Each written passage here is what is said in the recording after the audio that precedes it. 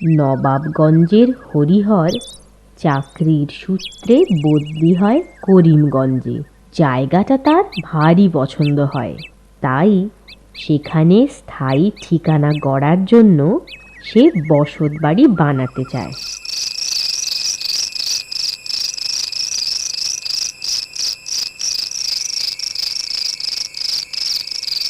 বুঝলে গিন্নি, এই জায়গাটা ভারী সুন্দর, স্বাস্থ্যকর। এমন জল হাওয়ায় আমার হাঁপানি রোগটাও হাওয়া হয়ে গেছে।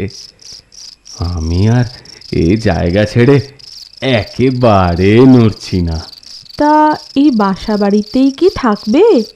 সে চিন্তে তুমি করো না। আমি ওই পূব দিকে একটা ভালো জমি দেখেছি, কাল সেখানে দালান কোঠার ভিত খুঁড়ব। আহা, জমি দেখলেই হবে, কিনতে হবে না? আরে জলের দাম গো গিন্নি, জলের দাম। আজ আজ বায়নাও করে দিয়েছি, কাল পুরো টাকা দিয়ে দেব। কিন্তু তোমার তো বদলির চাকরি, আবার যদি বদলি হয়? সে বড় সাহেবকে বলে কয়ে এখানেই থেকে যাব, সে রাজিও হয়ে যাবে। ও নিয়ে তুমি দুশ্চিন্তা করো না। সে যাই হোক, আমার যেন কেমন ভয় ভয় ঠেকছে। ভয় কিসের? জলের দামে জমি পাচ্ছ, হ্যাঁ, আবার বদলিও হবে না, সবই তো ভালো, কিন্তু কিন্তু এ ভালোর পেছনে আবার মন্দ নেই তো? দেখো, তুমি মিছে ভয় পাচ্ছ। কাল ভিত পুজোর সময় তুমি তো যাচ্ছই, জমিটা দেখো, তোমার পছন্দ হবে বলে মনে হয়। নাও, আজ রাতে তাড়াতাড়ি ঘুমিয়ে পড়ো তো, কাল আবার ভোরে উঠে যেতে হবে সেখানে।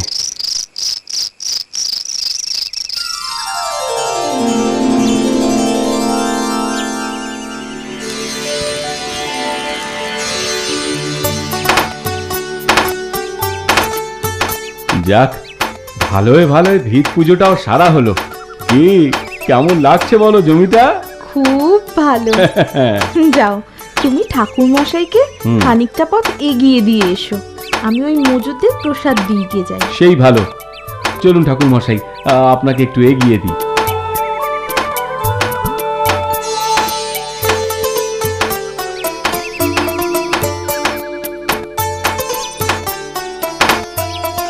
এই নাও, তোমরা একটু প্রসাদ খাও এবার।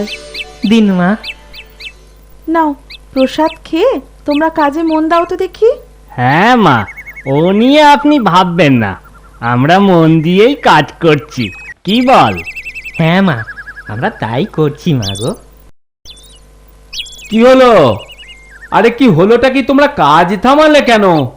ওরে বাবা, এ মাসেই দালানের কাজটা শেষ করতে হবে, বুঝেছো? পয়লা বৈশাখে গৃহপ্রবেশ করব। ফাঁকি মেরো না বাবা, কাজ করো, কাজ করো। আগে হ্যাঁ কর্তা, কাজ করছি কর্তা, ফাঁকি মারছি নে কর্তা। হ্যাঁ করো, তাই করো, মন দিয়ে কাজই করো।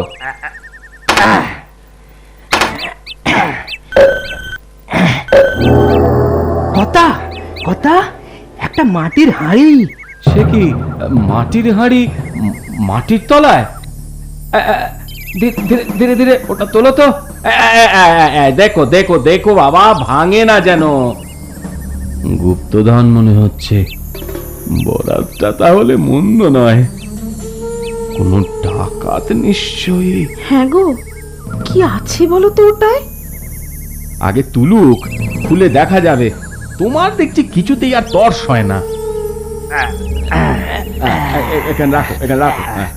কর্তা, হ্যাঁ, অনেক দিনের পুরনো হাঁড়ি, বেশ ভারী। কর্তা, দেখবো ভেতরে কি আছে? না না না না, থাক থাক থাক, তোমরা অনেক কষ্ট করেছো, এবার একটু বিশ্রাম করো, আমি নিজেই দেখছি, বুঝেছো? বসো বসো। আগে তাতে কি হয়েছে কর্তা, কাজ করতে আমাদের কষ্ট হয়নি, ও আমাদের অভ্যেস আছে। হা হা হা, কথা না বাড়িয়ে যা বলছি তাই করো তো, খালি কথার উপর কথা।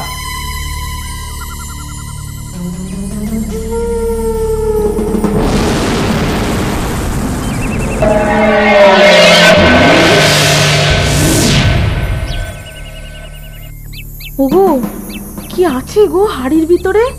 আছে আমার পোড়া কপাল। কবে কোন মানুষ মরেছে তার আতপোড়া হাড়গোড় রয়েছে ওই হাঁড়ির ভেতর। মানুষের হাড়গোড়? এত যত্ন করে মাটিতে কে রাখলো বলো তো?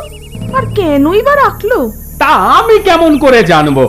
এমন সব কথা জিজ্ঞেস করো না তুমি, শুনলে একেবারে মাথায় রক্ত উঠে যায়। আহা, রাগ করছো কেন? কিন্তু কিন্তু কি অলক্ষণে কাণ্ড সব! এই এই এই, তোমরা এদিকে এসো তো, এদিকে এসো। আগে আগে বলুন কর্তা। এই হাড়িটাকে আমার জমির সীমানার বাইরে মাটিতে পুঁতে দাওগে, যাও যাও। সে কি কর্তা, আবার পুঁতে দেব? হ্যাঁ দেবে, যা বলছি তাই করো। আচ্ছা আচ্ছা আচ্ছা কর্তা, দিচ্ছি দিচ্ছি।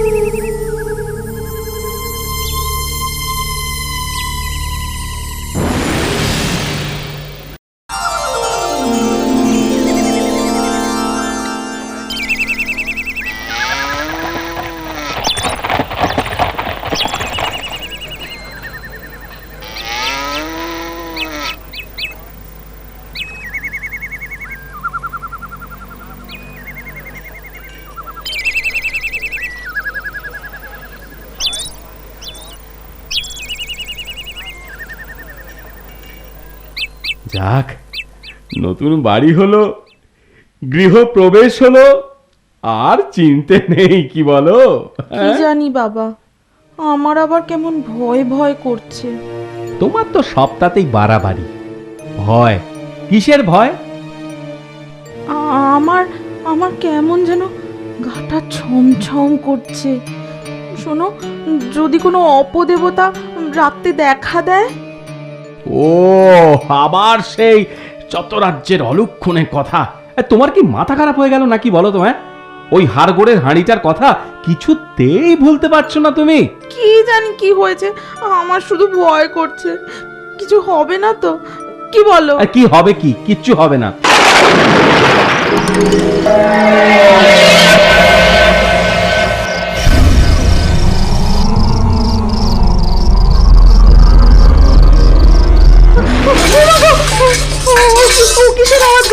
আরে কি হলো কি? ও, রাতের বেলা তুমি মানে কিসের আবার? রান্নাঘরের জানলা মনে হয় খোলা রয়েছে, তাই বিড়াল ঢুকে সব বাসন ফেলছে। কই না তো, আমি তো সব বন্ধ করে দিয়েছিলাম। তোমার যা ভুলো মন, আমার বিশ্বাস হয় না। যাও যাও যাও, উঠে গিয়ে দেখো কি হলো। আমি ঠিক বলছি না তুমি ঠিক বলছো? আমি একা যাব? এই এই, তুমিও চলো না সাথে। আমার না বড্ড ভয় করছে, তাই তো? ও সত্যি।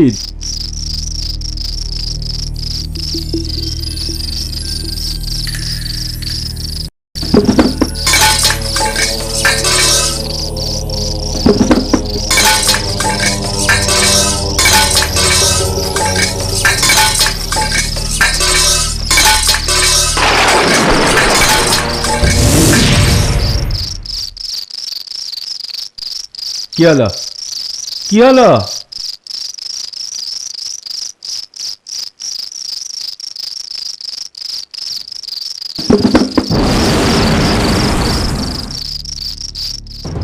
ইস, সব বাসনগুলো ছড়িয়ে ছিটিয়ে কি করেছে হতচ্ছাড়ি বিড়ালটা।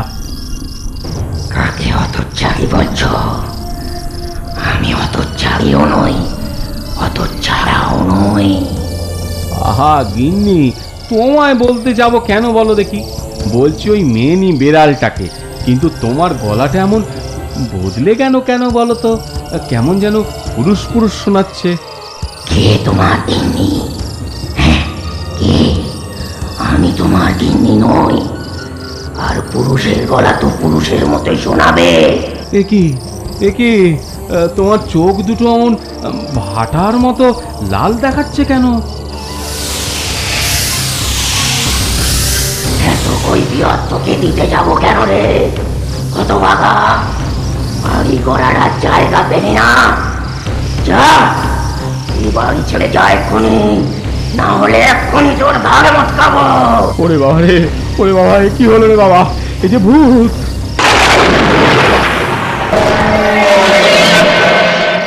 এ কি অলক্ষণে কাণ্ড! তুমি ঠিক বলছো তো? হ্যাঁ ঠাকুর মশাই, এখন এখন গিয়ে কি দেখবো কে জানে। আচ্ছা, চলো চলো গিয়ে দেখি তাহলে। আমাকে কি যেতে হবে? মানে আমার বড্ড ভয় করছে। আহা, ভয়টা কিসের? আমি তো আছি নাকি? তোমার কোনো ভয় নেই, চলো চলো। তবে আগে জানলে ওই ভিট পুজোর সময় ওই বেটার পিন্ডি চটকাতাম। ও ও আপনি কি ওঝার কাজও জানেন? তা পাড়া গেঁয়ে ঠাকুর মশাই একটু তো সকলেই জানে, আমি একটু বেশি জানি এই আর কি। আর দেরি না করে চলো, গিয়ে দেখি তোমার গিন্নির কি অবস্থা। বেশি দেরি করলে প্রাণের আশঙ্কাও রয়েছে বাবা। চলুন চলুন চলুন ঠাকুর মশাই, চলুন।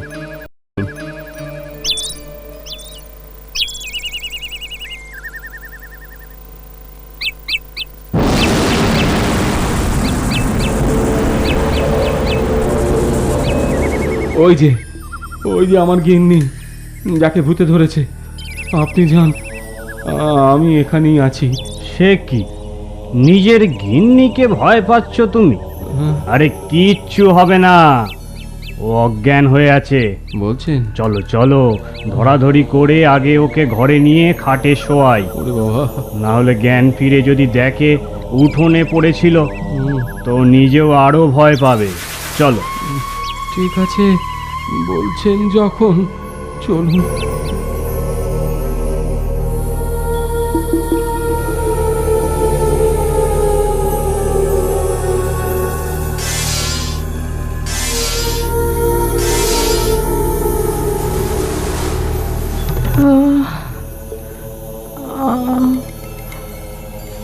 এ কি ঠাকুর মশাই, আপনি কখন এলেন? এই তো মা, এই কিছুক্ষণ আগে ভাবলাম তোমার বাড়িতে আজ খাওয়া দাওয়া করব। তা বেশ তো, এ তো আমার পরম সৌভাগ্য। এই শুনছো, তুমি কিছু হাট বাজার করে আনো, ঠাকুর মশাই আজ আমাদের বাড়িতেই খাবেন। আচ্ছা আচ্ছা গিন্নি, গত রাতে আহ হরিহর, আরে ও সব কথা থাক এখন। থাকবে? তুমি যাও বাজারে যাও, নির্ভয়ে যাও, আমি এখানে আছি, যাও। ঠিক আছে, তাই যাচ্ছি।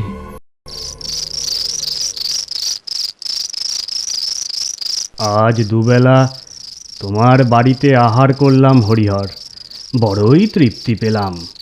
তা আজ রাতটা আমাদের বাড়িতেই থেকে যান না ঠাকুর মশাই, থাকলে বড়ই ভরসা, মানে মানে আনন্দ পেতাম। হ্যাঁ ঠাকুর মশাই, হ্যাঁ, থেকে যান আজ রাতটা আমাদের বাড়িতে। থেকে যান, থেকে যান। ঠিক আছে, তোমরা যখন এত করে বলছো, তোমাদের কথা আমি ফেলবো না। তবে আমি যে ঘরে শোবো, সে ঘর আর তোমাদের ঘর, সব ঘরের দরজা খোলা রেখো কিন্তু। কেন ঠাকুর মশাই এই কথা বলছেন কেন? না, রাত বিরেতে কখন কি দরকার হয় তাহলে তোমাদের ডাকতে পারবো মা। ঠিক কথা, ঠিক কথা। ঠিক আছে ঠাকুর মশাই, তাই হবে। কি বলো গিন্নি? তোদের চালাকি আমি বুঝি না ভেবেছিস? খবরদার, আমার সাথে কোনো চালাকি করবি না। ওই দেখুন ঠাকুর মশাই, বলেছিলাম না, আবার কাল তোকে তাড়া করলাম, আজ আবার এসেছিস, সঙ্গে আবার এই ঠাকুর বেটাকে এনেছিস। হ্যাঁ, তোর সাহস তো কম নয়। তোমার সাহস তো অনেক দেখছি, আমার সাথে চালাকি করো না কিন্তু। কি করবি? কি করবি? চালাকি করলে কি করবি? কি করবি তুই আমায়? কি করব? তাহলে এই দেখ, এই মন্ত্রপুত জল তোর গায়ে ছুঁড়ে মারবো, তাহলে তুই টের পাবি মজা। আর তা যদি না চাস তো ভালোয় ভালোয় তোর নাম বল। কি চাস? কেন এখানে এসেছিস? আমি কালু ডাকাত। এখানেই আমার আগে ডেরা ছিল। আমার এক সাকরেদ আমায় খুন করে পালায়, আর আমার অন্য সাকরেদরা আমার চিতা জ্বালিয়ে অস্থি, নাভি, হাড়, গোড় সব একটা হাঁড়িতে করে এখানে পুঁতে রাখে। তারপর এরা এরা এসে সেই হাঁড়ি তুলে আমার ঘুম ভাঙায়। জেগে ওঠে আমার অতৃপ্ত আত্মা। এরা না জেনে সে কাজ করেছে, এদের দোষ কোথায়? তুই কি চাস এদের কাছে বল? মুক্তি। মুক্তি? বুঝেছি। তোর মৃত্যুর পর চিতা জ্বললেও অস্থি বিসর্জন দেওয়া হয়নি, তাই তোর আত্মা এখনো মুক্তি লাভ করতে পারেনি। 100% সত্যি। ঠিক আছে, ঠিক আছে, আমি তোকে কথা দিলাম, ওই হাঁড়ি আবার মাটি থেকে তুলে গঙ্গায় বিসর্জন দেবে এরা। তুই আগে হরির বউকে মুক্তি দে। আপনার কথা মতোই কাজ করছি, কিন্তু কিন্তু এরাও যেন কথা রাখে। রাখবে, নিজেদের ভালোর জন্যই রাখবে। তুই যা এখন, কটা দিন ওই গাছেই কাটা, তারপর তোর মুক্তি। আচ্ছা আচ্ছা, আমি যাচ্ছি। এরপর হরিহরের বউয়ের জ্ঞান ফিরে আসে। ঠাকুর মশাইয়ের কথা মতো ওরা কাজ করে, আর ভূতের উপদ্রব থেকে চিরকালের জন্য রেহাই পেয়ে সুখে শান্তিতে জীবন